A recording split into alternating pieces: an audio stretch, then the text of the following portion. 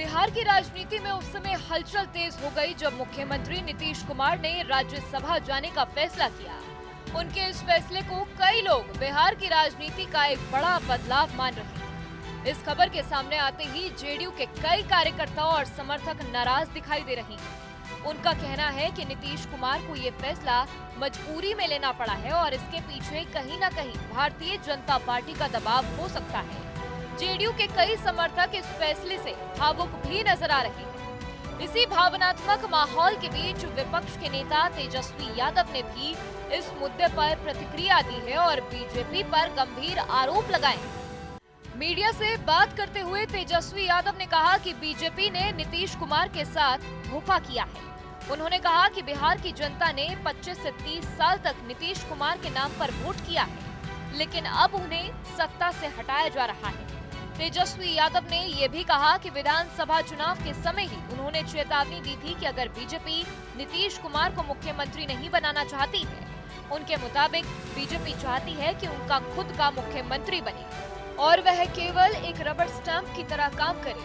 साथ ही तेजस्वी यादव ने ये भी कहा कि नीतीश कुमार ने पिछले 20 सालों में बिहार की सेवा की और इसके लिए वह उनका सम्मान करते हैं।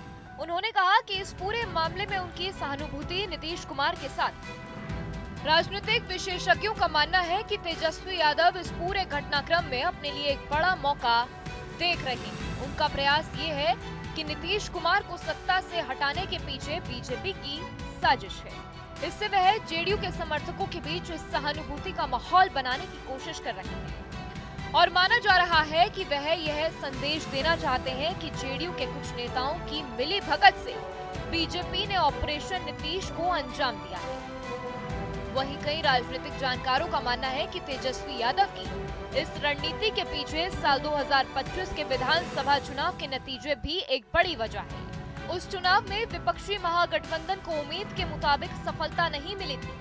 खासकर आरजेडी को बड़ा झटका लगा था। साल 2020 के चुनाव में 75 सीटें जीतने वाली पार्टी साल 2025 के चुनाव में घटकर करीब 25 सीटों पर सिमट गई। इसके बाद तेजस्वी यादव की राजनीति थोड़ी कमजोर पड़ती हुई दिखाई दे रही है। लेकिन अब नीतीश कुमार के राज्यसभा जाने के फैसले से बिहार की राजनीति में एक नई बहस शुरू हो गई है और इसे विपक्ष को भी एक नया मौका मिलता हुआ नजर आ रहा है। कुल मिलाकर नीतीश कुमार के राज्यसभा जाने के फैसले ने बिहार की राजनीति में नए समीकरण पैदा कर दिए। एक तरफ जेडीयू के अंदर भावनात्मक माहौल बना हुआ है, वहीं दूसरी तरफ विपक्ष इसे अपने लिए एक अवसर के रूप में देख रही है।